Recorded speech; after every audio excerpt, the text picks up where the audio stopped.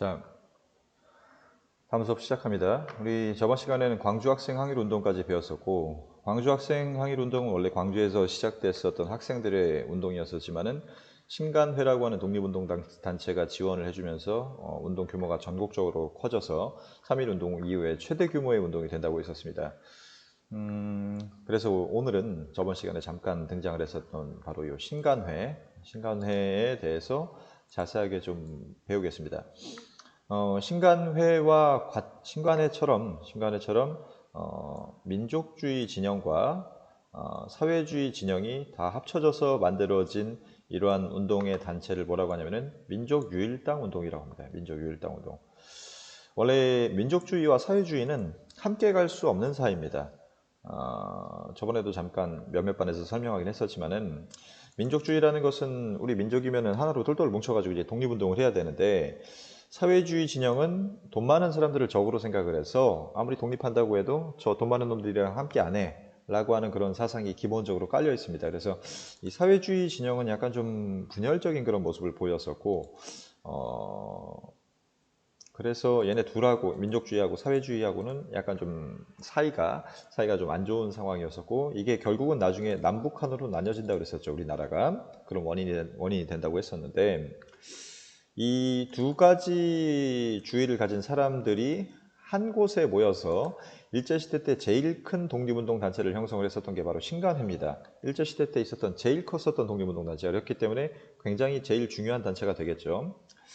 이렇게 민족주의와 사회주의 진영이 함께 하나로 똘똘 뭉치자라고 했었던 운동을 민족유일당 운동이라고 하고, 그리고 이걸 다른 말로 민족협동전선이라고도 합니다. 민족이 협동을 해서 하나의 전선을 만들자, 일본과의 이제 항일 전선을 만들자, 그런 거죠. 이게 가능했던 이유가 뭔지 좀 봅시다. 저는 아까도 얘기했지만 3.1운동 이후에는 민족주의자와 사회주의자가 나뉘어서 각각 독립운동을 합니다. 민족주의자들은 주로 물산장려, 밀립대항, 농촌계몽 같은 산업운동이나 교육운동을 중심으로 해서 운동을 했었고, 그에 비해서 사회주의자들은 농민운동이랑 노동운동, 바뀌었네. 농민운동과 노동운동들을 중심으로 해서 좀 없는 사람들을 지원해줘가지고 자본가들을 타파하거나 그런 운동을 벌였었고, 특히 이제 사회주의자들 자기들만의 이제 정당을 건설하기 위해서 공산당이라고 하는 걸 만듭니다. 사회주의자들은 노동자들 혹은 농민들만의 나라를 만들기를 원했었기 때문에, 특히 노동자들의 나라를 만들기를 원했었기 때문에 이런 조선공산당이라고 하는 정당을 건설해서 자기들만의 나라를 건설하려고 했었죠. 그렇기 때문에 돈 많은 놈들은 적이야.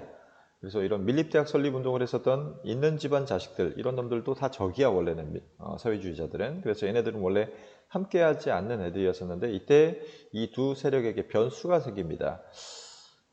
먼저 민족주의자들에게는 친일파들이 등장하기 시작해요. 이때 친일파들이 자치운동이라는 걸 시작을 한다고 그랬었죠. 우리가 일본 지배를 인정하는 대신에 그냥 참정권만 얻자 라고 하는 그런 운동을 자치운동이라고 했었고, 이때부터 그러니까 일본한테 약간 타협적인 사람들이 등장한다고 했었죠. 이런 사람들을 타협적 민족주의자라고 합니다. 대표적인 사람은 이광수. 이때는 이제 우리 민족의 어떤 참정권을 보장하기 위한 운동적인 측면이 있었지만, 이 중에 많은 사람들이 나중에 친일파로 돌아서기 때문에 좀 안 좋게 이제 볼 수 있는 운동이죠. 그러다 보니까 친일파가 등장하는 지경까지 이르르니까 이 민족주의자들이 생각하기엔, 야, 이러다가 진짜 일본 세상 영원히 가는 거 아니야? 라고 하는 그런 위기의식이 들겠죠. 민족주의자들은. 그다음에 그에 비해서 사회주의자들, 그래서 이제 사회주의자 얘기하기 전에, 그래서 타협적 민족주의에 반대하는 비타협적인 민족주의자들끼리 뭉쳐가지고, 야, 이대로는 안 되겠다, 우리 뭐라도 해보자 라고 해서 사회주의자들과 조금씩 손을 잡기 시작을 합니다. 그리고 반대로 이제 사회주의자들은 당시 25년도에 치안유지법이라고 하는 게 제정이 되는데, 치안유지법은 핵심적인 내용은 국가의 체제를 변혁시키려고 하는 자들은 다 잡아간다는 거야. 쉽게 얘기해서 국가의 체제를 사회주의나 공산주의로 바꾸거나 혹은 독립운동을 하는 사람들은 다 잡아간다는 얘기야. 그래서 이 치안유지법이 사회주의자들을 직접적인 타겟으로 만들어진 법이었기 때문에, 사회주의자들은 이 치안유지법이 나온 25년 이후부터는 막 엄청난 그런 제대로 된 활동을 하지 못합니다. 원래 자기들이 원했던 그런 제대로 된 활동을 잘 하지 못해서 30년대부터는 비합법적인 운동으로 이제 굉장히 폭력적인 투쟁으로 들어간다라고 했었죠. 근데 그렇게 들어가기 전에 치안유지법이 나오니까 이 사회주의자들도 야, 이대로 가다간 영원히 이제 노동운동, 농민운동 혹은 농민 노동자들에 대해서 나라를 못 세우는 거 아니냐 라는 그런 위기의식이 들었겠죠. 그래서 이 둘이 연합해가지고 처음으로 했었던 일이 바로 60만세 운동입니다. 60만세 운동.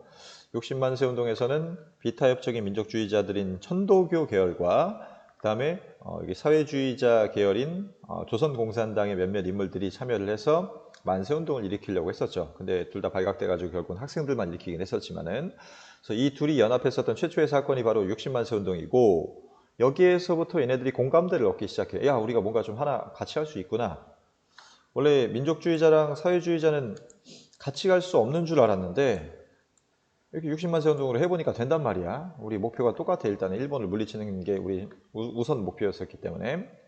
그래서 야, 우리도 되는구나 라고 해가지고 이 둘이 서로 연합을 하는 작업을 계속 이제 심화시켜서 민족주의자들은 조선민흥회라고 하는 단체를 중심으로 많이 모여 있었고 당시에, 그다음에 사회주의자들은 정우회라고 하는 단체를 중심으로 해서 많이 모여 있었습니다. 그래서 이 둘이 서로 통합해가지고 만든 당시 일제강점기 시대 최대 규모의 독립운동 단체인 신간회가 등장하게 되는 겁니다. 오케이? 이거 잘 이거 좀 한번 프린트로 정리해 봅시다. 프린트에 보면은 일단 배경, 지금 이 배경을 설명한 거예요. 60만세 운동을 통해서 이 둘의 어떤 공감대가 형성이 됐다는 거죠. 야, 우리도 같이 할 수 있구나. 우리도 친하게 지낼 수 있네. 라고 하는 그런 공감대가 형성이 된다는 거죠. 그런 상황에서 민족주의 세력에서는 자치운동이라는 게 등장했기 때문에 이걸 비판하면서 비타협적인 사람들만 모여가지고 사회주의 진영과 연합하기를 시도를 했었고, 그 다음에 사회주의 진영에서는 치안유지법이 나왔었기 때문에, 치안유지법이라는 게 나왔었기 때문에 어떤 합법적인 활동 자체를 아예 못하는 거야. 합법적인 활동 자체를 아예 못했었기 때문에 어떻게 할까 하다가 요 민족주의 세력하고 연합해서 활동하는 방안으로 이제 이 사람들이 전환을 하게 됐었고, 당시 정우회가 먼저 선언을 합니다. 야, 우리 같이 해볼래? 라고 정우회라고 하는 단체가 선언을 합니다. 정우회. 이 사람들이 뭐라고 선언을 하냐면은 민족주의 단체 중에서 너무 돈에 찌든 놈들만 아니면은 그러니까 너무 이제 뭐라고 해야 돼? 너무 자본주의적인 놈들만 아니면은, 너무 노동자들 괴롭히고 농민 괴롭히고 그런 놈들만 아니면은 한번 같이 해보지 않을래? 라고 자기들이 이제 선언을 하는 정우회 선언이라는 걸 해서 조선민흥회와 민족주의자들이 오케이 같이 해보자 라고 해가지고 나오는 단체가 신간회가 되는 겁니다. 알겠죠?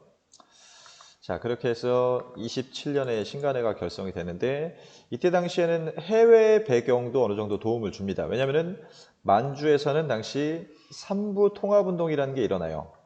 이 삼부 통합운동 기억날지 모르겠지만 참정신, 얘네 셋 안에도 민족주의자와 사회주의자들이 막 뒤섞여 있었어. 근데 이거를 하나로 통합하자는 운동이 일어나가지고 국민부와 혁신의회로 통합이 되죠. 참정신이 통합이 되죠. 그런 운동이 해외에서 당시 25년도, 6년도 뭐 이렇게 6년도, 7년도 그 정도에 진행이 되고 있었고, 그다음에 중국 안쪽에서는 중국 내부에 있는 독립운동가들이 하나로 모이자라고 하는 민족유일당 촉성회라고 하는 게 만들어집니다. 우와, 잠깐만. 학교 메시지가 왔어. 오, 이거 너무 다 형광펜으로 칠해버렸네, 내가. 좀 줄입시다. 얘는 그냥 빨간색으로 합시다. 빨간색의 밑줄 정도로 합시다. 그래서 이런 운동들이 형성이 되니까 해외에서도 이런 활동이 일어나니까는 우리도 한번 국내에서 좀 합쳐보자 라고 해서 만들어지는 단체가, 민족주의와 사회주의 진영이 합쳐진 단체가 신간회라고 보면 됩니다. 신간회. 자, 신간회. 초대 회장이 이상제라고 하는 독립운동가가 선출이 됩니다. 이상제는 여기 밀립대학 설립운동을 주도했었던 요 사람이에요. 요 사람이 이제 당시 거의 나이가 엄청나게 많았었는데 독립운동계의 대부라고 보면 됩니다. 이 사람이 여러분들이 잘 모르는데 신간회라는 단체가 워낙 중요하기 때문에 일제시대 때 가장 큰 독립운동 단체라고 그랬었죠. 요 단체 짱이었단 말이야. 그러니까 제일 큰 단체의 짱이란 말이야. 그래서 굉장히 중요한 사람이야. 잘 기억하세요. 그래서 요 이상재라는 분이 회장으로 선출이 됐었고, 이분은 근데 당선되고 얼마 안 돼가지고 이제 노환으로 아마 별세하는 걸로 알고 있습니다. 회장의 이상재.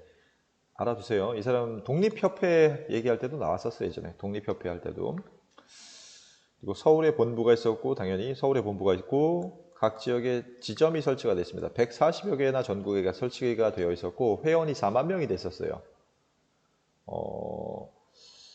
이거를 일본이 만들어주는 걸 허용해요. 이 여러 독립운동가들이 한 군데 모이는 거를 허용합니다.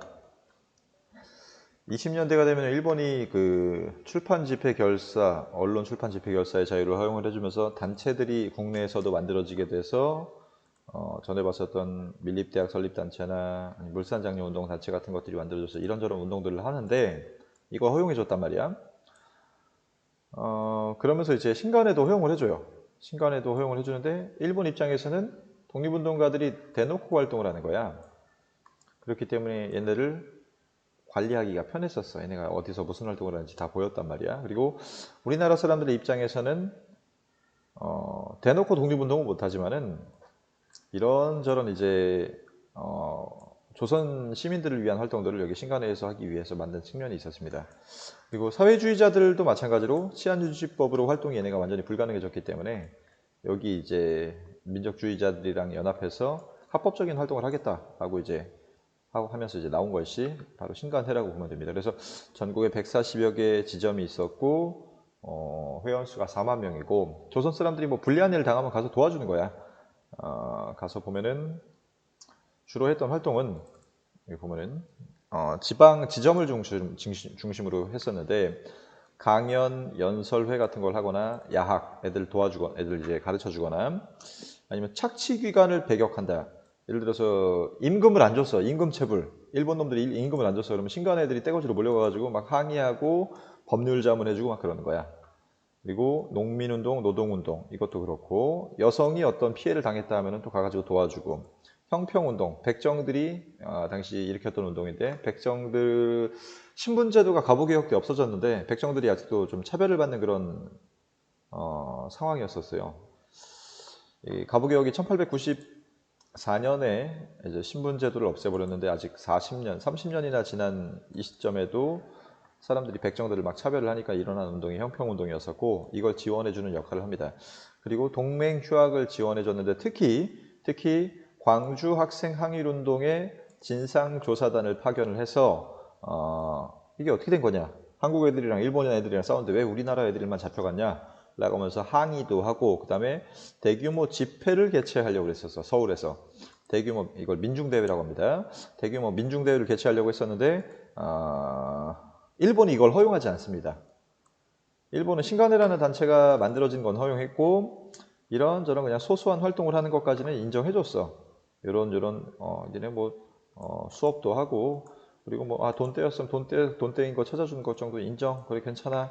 그리고 이런 것들 다 허용해줬는데 대규모 집회를 하는 것은 일본이 허용하지 않았고 심지어 간부들을 구속시킵니다. 간부들을 구속시키는 그런 상황에 이르게 되죠. 자, 이걸 좀 자료로 좀 다시 좀 봅시다. 신간회가 처음에 만들어졌을 때 강령이 이겁니다. 우리는 정치 경제적 각성을 촉진함. 우리는 단결을 공고히 함. 우리는 기회주의를 일체 부인함. 무슨 말인지 모르겠죠. 근데 원래 신간회는 강령이 이게 아니었어. 아까도 얘기했지만 신간회는 일본이 허용해서 만들어준 단체였었고 직접적인 독립운동을 우리가 하진 못하고 이런저런 사회운동 차원의 활동을 한다고 그랬었죠. 그래서 강령도 약간 직접적으로 우리는 독립하자라는 그런 얘기를 못했었어. 그래서 좀 애매모호한 그런 강령만 내세웠었는데 원래 신간회는 이름도 신간회도 아니야. 신한회입니다. 신한회.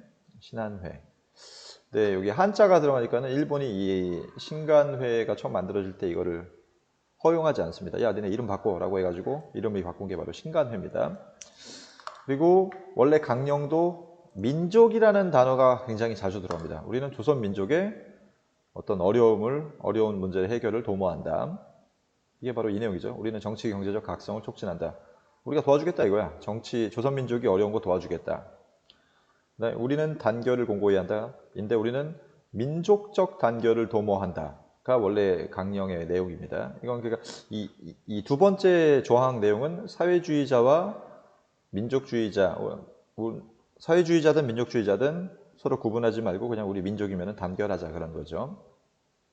그 다음에 3번은 기회주의를 부인한다라고 나와 있는데 원래대로라면 타협주의를 부인한다. 아까 위에서 나왔었던 타협적 민족주의, 자치운동을 했었던 타협적 민족주의를 거부한다라는 그런 강령입니다.